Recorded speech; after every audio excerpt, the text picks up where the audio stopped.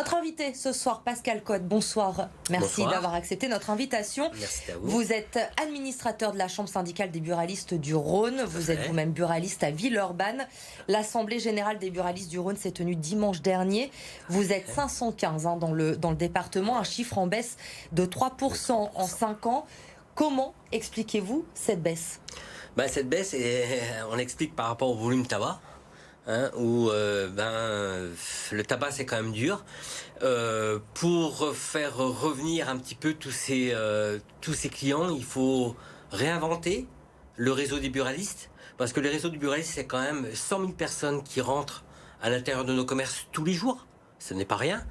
Et pour ça, il faut le réinventer. Donc, le réinventer en se diversifiant.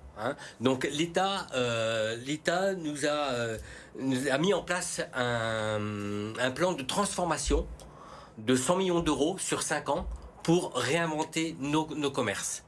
Pour arriver à faire venir d'autres clients et à proposer d'autres services aux clients pour que cette baisse de 3% ne s'accentue pas. Ce plan, concrètement, il va vous servir à quoi? Comment vous pouvez aujourd'hui vous diversifier?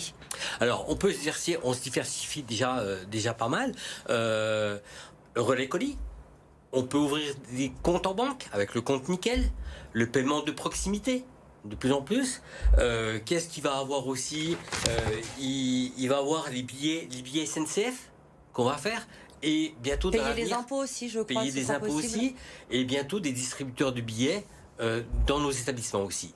Oui, les distributeurs de billets dans les établissements qui vont être autorisés à partir de l'année prochaine. Ouais. Ça va vraiment apporter quelque chose. Aujourd'hui, on sait que les gens utilisent essentiellement la carte bleue. Est-ce que c'est vraiment un plus pour vous, ces distributeurs de billets? C'est tout un plus. Nous sommes un commerce où plus on aura d'activité, plus les gens rentreront dans nos commerces. Et c'est à nous, le réseau des buralistes, de leur apporter différents services. C'est un service en plus, comme on fait avec tous les autres services, ce qui nous permet de vivre de ce commerce-là.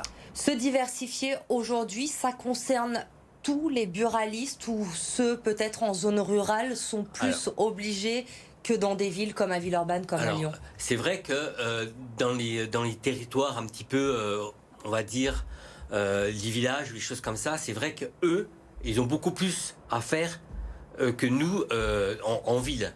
Le buraliste qui est à 50 mètres de la poste, il ne va pas faire des services de la poste, si vous voulez. Bien qu'avec les créneaux d'ouverture qu'on a, le client qui finit à 19h peut venir envoyer un recommandé dans nos établissements. Alors en campagne, ça sera beaucoup plus. On vient en même temps de signer un protocole avec le groupe Casino pour tout ce qui est un petit peu ruraux et choses comme ça.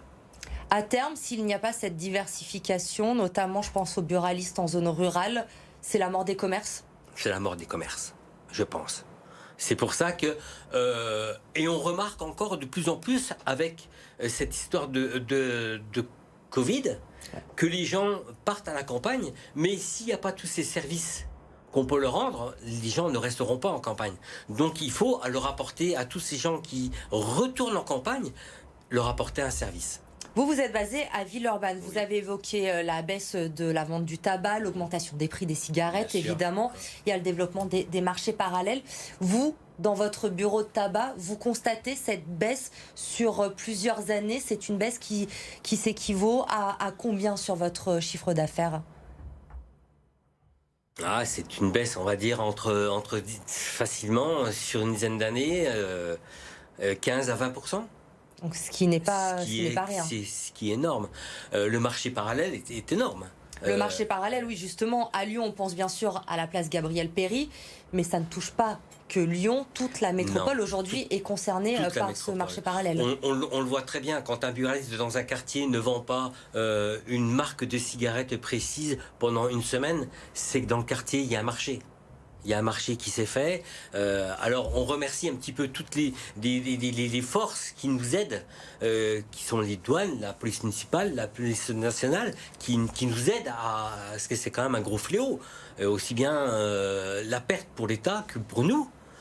que ce marché parallèle, qui est au moins de 30% sur le territoire. Et pourtant, aujourd'hui, on a bien du mal à savoir comment empêcher ce marché parallèle qui est un fléau, vous le dites, pour vous, le mot est fort, mais les autorités, même s'il y a énormément d'interventions, notamment place Gabriel Péry, on le montre dans ce journal très régulièrement. Aujourd'hui, finalement, ils s'en vont d'un point, ils arrivent à un autre côté. Je pense qu'un manque d'humain sur les services de police nationale, des douanes, choses comme ça, qui font que, comme vous dites, il s'arrête un jour, il repart un autre jour, il s'arrête dans un point, il repart sur un autre point. Aujourd'hui, vos clients, vous sentez cette demande, cette envie de leur part aussi de voir les bureaux de tabac se diversifier. Ils apprécient que vous proposiez plus de services. Depuis très longtemps déjà, depuis une dizaine d'années, ça a commencé presque par les relais colis. Les clients étaient contents de venir chercher un colis à 19h30 ou à 20h ou le même matin à 6h30 avant de partir travailler. Ils reçoivent un colis, ils sont contents. Et de plus en plus, ils nous demandent de faire d'autres services. La poste, dans les milieux un peu reculés, les clients, ils sont contents, pareil, après le travail, d'aller chercher un courrier ou d'envoyer un courrier ou d'envoyer un colis ou d'envoyer un recommandé à 19h ou à 19h30. Une dernière question sur un sujet d'actualité. J'ai pu lire que vos confrères de la Sarthe, notamment, qui étaient aussi en Assemblée Générale, la semaine dernière, ont évoqué les produits à base de CBD. On en parle beaucoup aujourd'hui. Est-ce que c'est l'avenir aussi des bureaux de tabac? Est-ce que les bureaux de tabac doivent proposer aujourd'hui ces produits? Alors, c'est un sujet un petit peu, on va dire... oui, les bureaux de tabac doivent proposer ça. Mais je ne m'aventurerai pas sur ce dossier. C'est dans les mains de certains ministères. Et pour le moment, voilà. Mais oui, comme le cannabis, si le cannabis est légalisé, on voudrait que ce soit nous, les buralistes, qui le vendons. Merci beaucoup Pascal Cotte d'être venu ce soir sur le plateau de BFM Lyon. Je le rappelle, vous êtes l'administrateur de la Chambre syndicale des buralistes du Rhône.